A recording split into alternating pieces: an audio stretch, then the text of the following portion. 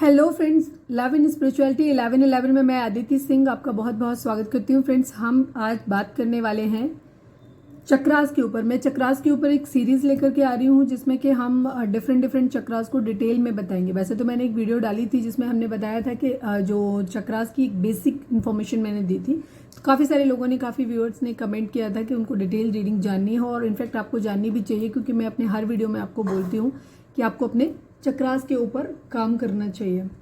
तो हम यहाँ पे करने वाले हैं आपके चक्रास के ऊपर काम, मतलब चक्रास के ऊपर बात करने वाले हैं। तो आज हमारा जो चक्र रहेगा वो हम रूट चक्रा पे बात करेंगे। ठीक है, हमारे बॉडी के अंदर 7 चक्रास होते हैं, तो जहाँ पे हम पहला चक्रा जो ले रहे हैं जो होता है हमारा रूट चक्रा और बेस चक्रा। ठीक है, इसको हिंदी में कहते हैं मूलाधार चक्र। ठीक है, वैसे तो बहुत सारी चीज़ें हैं इसके बारे में जानने के लिए जो कि शायद बहुत ज़्यादा, मतलब तो इतना ज़्यादा योगी अभी डिटेल हम आपको नहीं देंगे कि जिसमें आप कंफ्यूज हो जाएं। तो हम एक बेसिक इन्फॉर्मेशन आपको देंगे। तो सबसे पहले तो आपको पता होना चाहिए कि पोजीशन इसकी क्या होती है। तो इसकी पोजीशन जो होती है वो हमारा होता है बेस ऑफ द स्पाइन।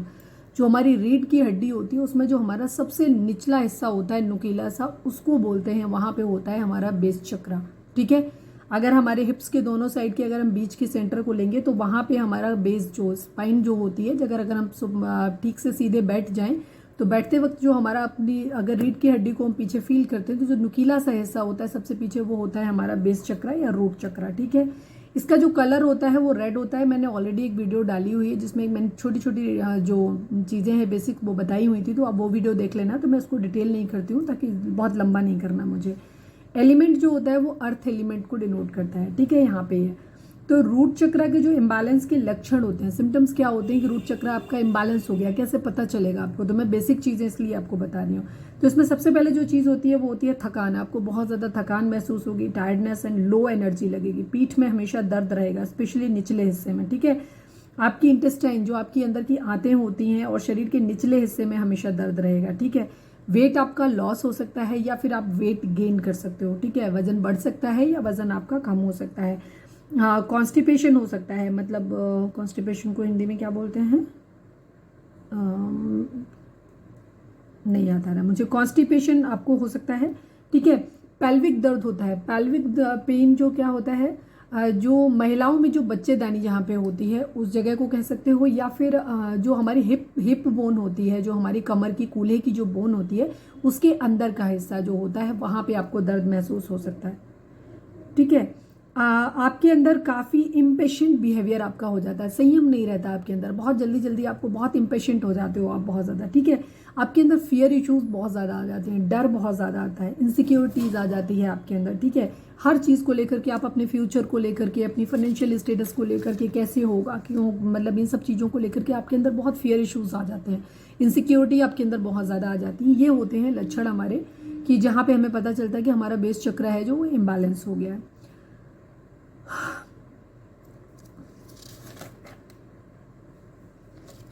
अब हमारे जो अगर ये चक्रा जो है वो मतलब जैसे एक्टिवेट हो गया, ठीक है, अगर एक्टिवेट हो जाता है तो उसके क्या फ़ायदे हो सकते हैं या फिर सिम्टम्स क्या हैं, कैसे पता चलेगा कि हमारा चक्रा जो है वो एक्टिवेट हो गया? क्योंकि जो अभी हमने बताया वो तो था कि इम्बैलेंस हो गया, चक्रा हमारा जो है वो इम्बैलेंस हो गया, मतलब बैलेंस में नहीं है, तब के थे। अब हम बताएंगे कि अगर बैलेंस हो जाता है तो आपको क्या चीज़ें, फ़ायदे क्या होते हैं इसके बैलेंस करने के। एक तो आप फियरलेस हो जाते हो, ठीक है, आपको डर लगने बंद हो जाते हैं, physical, mental and emotional stability आपके अंदर आ जाती है। ठीक है, आपको इन सब चीज़ों को लेकर के आप डर नहीं लगता आपको, आप अपने सराउंडिंग के जो वातावरण होता है ना वहाँ पे आप उनसे जुड़ने शुरू हो जाते हो, जुड़ जाते हो, क्योंकि अर्थ एलिमेंट को डिनोट करता है, पृथ्वी तत्व को डिनोट करता है। तो आप अपने सराउंडिंग वातावरण से जुड़ना जानते हो और वहाँ से अपने लिए फ़ायदे, अपनी ज़रूरतें पूरी करना जानते हो आप। ठीक है, कि कैसे करना वो हो जाता है। फिजिकल वर्ल्ड जो भी होती है, बाहर की जो दुनिया होती है, उससे आपके संबंध जो होते हैं ना बहुत ज़्यादा मजबूत हो जाते हैं। ठीक है, बहुत स्ट्रॉन्ग रिलेशनशिप हो जाता है आपकी सराउंडिंग एनवायरनमेंट से। ठीक है, एटमॉस्फेयर से, बाहर के एटमॉस्फेयर से ये आपको जोड़ता है। आपका सेल्फ कॉन्फिडेंस जो होता है ना वो इंक्रीज हो जाता है, बढ़ जाता है, सेल्फ वैल्यू आपकी बहुत बढ़ जाती है। ठीक है, वैसे आपको लगता है कि आपकी तो कोई वैल्यू ही नहीं है, आप बहुत ज़्यादा अपने आप को ऐसे वैल्यूलेस फील करते हो, बट यहाँ पे आपकी सेल्फ वैल्यू, अपनी वैल्यू आपकी बढ़ जाती है, आपका सेल्फ कॉन्फिडेंस बढ़ जाता है। ठीक है, चैलेंजिंग टाइम जब भी आता है, जब भी कोई ऐसा समय आता है जहाँ पे जो डिफ़िकल्ट सिचुएशन आपकी होती है, तो वहाँ पे आपको डर नहीं लगते, फिर आप क्या करते हो, उन चीज़ों में बहुत स्ट्रांग होते हो, आप बहुत करेजियस हो जाते हो, साहसी हो जाते हो, आप उनको फेस करना चाहते हो, ठीक है, वहाँ से भागते नहीं हो, कमज़ोर नहीं पड़ते हो, ठीक है। ये आपको स्टेबिलिटी प्रोवाइड करता है और आपको प्रोटेक्शन, जो एक उसमें असुरक्षा का भावना आपके अंदर आ रही थी, अब आप प्रोटेक्टेड फील करते हो अपने आप को, ठीक है। जब आपका बेस चक्र हील होता है तो आप खुद को बहुत ज़्यादा स्टेबल फील करते हो और साथ में ये आपको बहुत ज़्यादा प्रोटेक्टेड मतलब फील करवाता है कि प्रोटेक्शन का जो है वो प्रोवाइड कराता है। आपकी बेसिक नीड्स को पूरी, रोटी कपड़ा मकान, जो ज़रूरतें होती हैं, आपका कैरियर इश्यूज जो होते हैं, इन सबको आपके फुलफिल करता है और आपको बेसिक नीड जो होती है उनको फुलफिल कराता है, ठीक है। तो अगर आपका जो फाइनेंशियल स्टेटस आपका ठीक नहीं है, आपका कैरियर ठीक नहीं है, तो आपको अपने बेस चक्रा पे काम करने की ज़रूरत है, ठीक है। अगर जब ये एक्टिवेट होता है तो उसकी फिजिकल जो फीलिंग कैसी आएगी, आपको चींटियां रेंगने जैसा महसूस होगा। जो आपका जो एरिया मैंने बताया था जहाँ पे कि आपको पिछले हिस्से में जो आपका निचला हिस्सा है जो स्पाइन का, वहाँ पे आपको ऐसे लगेगा जैसे चींटियां रेंग रही हैं। जब ये एक्टिवेट होगा तो इस तरीके का, बाकी फिर मूलबंध वगैरह लगना तो ये सब फिर ज़्यादा डिटेल हो जाएगा। अब योगा आपको, या तो आप योगा इतना जानते हो तब देख सकते हो, ठीक है। अच्छा, अब हम बात कर लेते हैं इस चीज़ के। ये तो हमने बता दिया आपको कि जब एक्टिवेट होता है तब इम्बैलेंस होता है तो क्या होता है, और जब बैलेंस हो जाता है तो क्या होता है। अब हम बात करते हैं कि इम्बैलेंस हो क्यों जाता है, क्या रीज़न है जिसकी वजह से हमारा जो बेस चक्र है वो इम्बैलेंस हो जाता है। तो इसका इम्बैलेंस का सबसे मेन कारण होता है वही चीज़ें, जो चीज़ें आपका जिसकी वजह से आपको प्रॉब्लम क्रिएट होती है, ठीक है।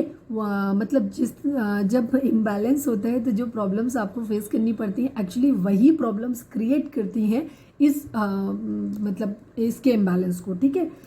तो सबसे पहले वही चीज़, फियर इश्यूज आपके अंदर बहुत ज़्यादा फालतू में आप बेवजह डरते रहते हैं चीज़ों को लेकर के, या हर चीज़ की बहुत ज़्यादा टेंशन लेते हैं, ऐसे कैसे होगा, ये कैसे होगा, बहुत ज़्यादा टेंशन लेना।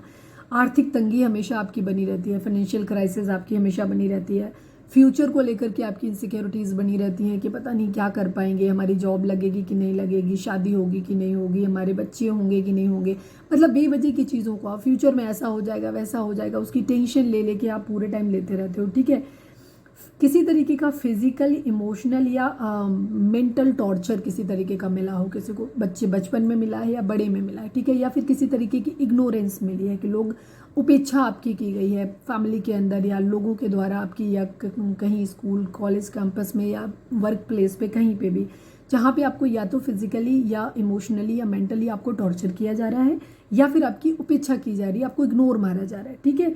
और बहुत ज़्यादा, या फिर किसी तरीके का कोई हार्ट ब्रेक मिलना, ठीक है, जिससे आपका दिल टूट जाए, तकलीफ हो जाए, तब भी ये सब चीज़ें होती हैं, ठीक है। इसके अलावा आपकी बैड फूड हैबिट्स भी होती हैं कि अगर आप खाना बहुत ज़्यादा ऑयली खाते हो, बहुत ज़्यादा हैवी खाते हो, गलत सलत टाइम पे खाते हो, लेट नाइट खा रहे हो, बहुत ज़्यादा खा रहे हो, या बहुत मतलब एक ऐसा कि इम्बैलेंस डाइट ले रहे हो, फास्ट फूड बहुत ज़्यादा खा रहे हो बाहर का, तो अगर आपकी बैड हैबिट्स हैं, फूड हैबिट्स हैं, तो इससे भी होता है, ठीक है। एक्सरसाइज वगैरह अगर आप नहीं करते हो, बहुत लेथार्जी आपका बिहेवियर है कि आप बहुत ज़्यादा मतलब पड़े रहते हो, बस खाते रहते हो, पड़े रहते हो, इस टाइप की चीज़ें हैं, या मतलब टोटल आपकी जो लाइफ स्टाइल है वो टोटली इम्बैलेंस है बेसिकली।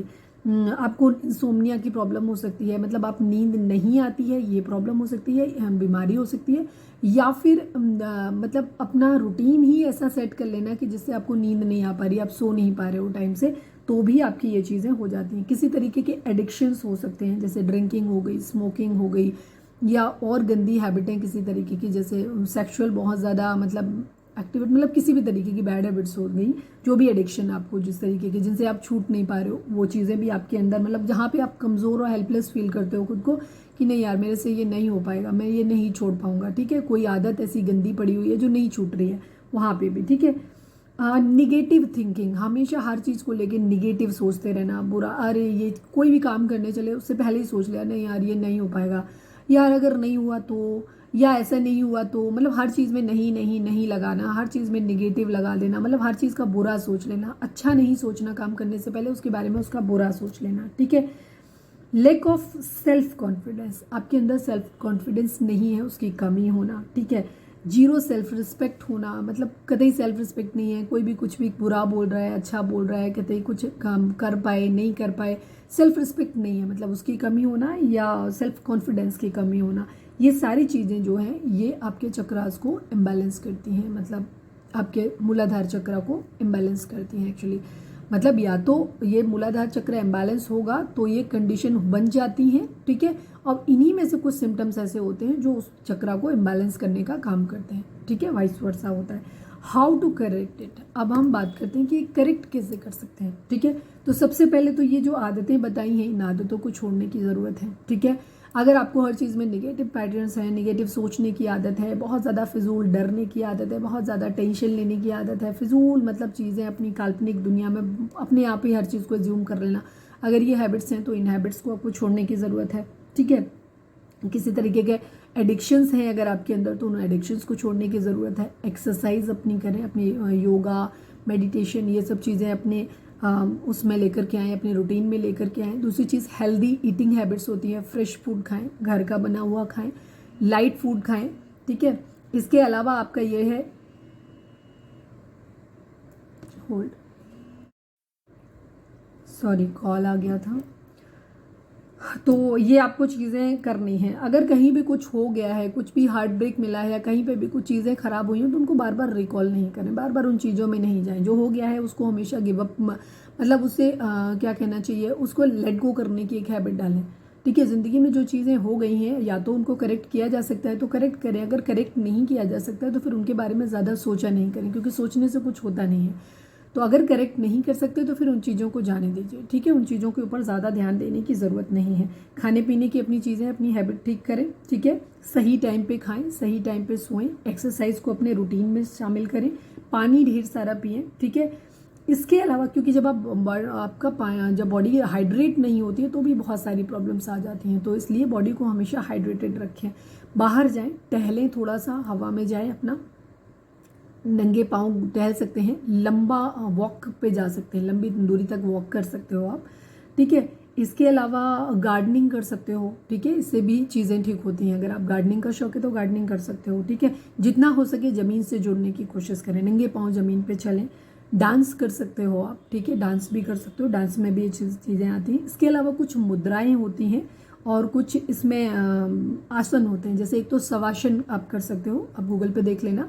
वैसे शवासन का सिंपल होता है शव की तरह पड़े रहना, बिल्कुल एकदम शरीर को एकदम ढीला छोड़ दें, सीधे होकर के ज़मीन पे लेट जाएं, बिल्कुल भी शरीर में कहीं पे भी कोई टैंगल नहीं होना चाहिए, हर पूरा शरीर एकदम रिलैक्स, बिल्कुल ऐसे लगे ना, सांस बहुत लिमिटेड धीरे लेनी है और आंखें बंद कर लेनी है, बिल्कुल शव की तरह पड़े रहना है आपको, जैसे ना डेड बॉडी होती है ना, सेम वैसे पड़े रहना है। 15 मिनट, 20 मिनट, आधा घंटा कर सकते हो, जितना भी आपको टाइम हो उस हिसाब से। इसके अलावा प्राण मुद्रा होती है, उसको भी आप फॉलो कर सकते हैं, गूगल पे देख लेना कैसे होती है, यूट्यूब पे। और इसके अलावा इसका जो मंत्र होता है वो लम मंत्र होता है, मैंने जैसे बोला कि मेरे पहले वाले वीडियो में चले जाना, वहाँ पे देख लेना, सब उनके मंत्रास दिए हैं।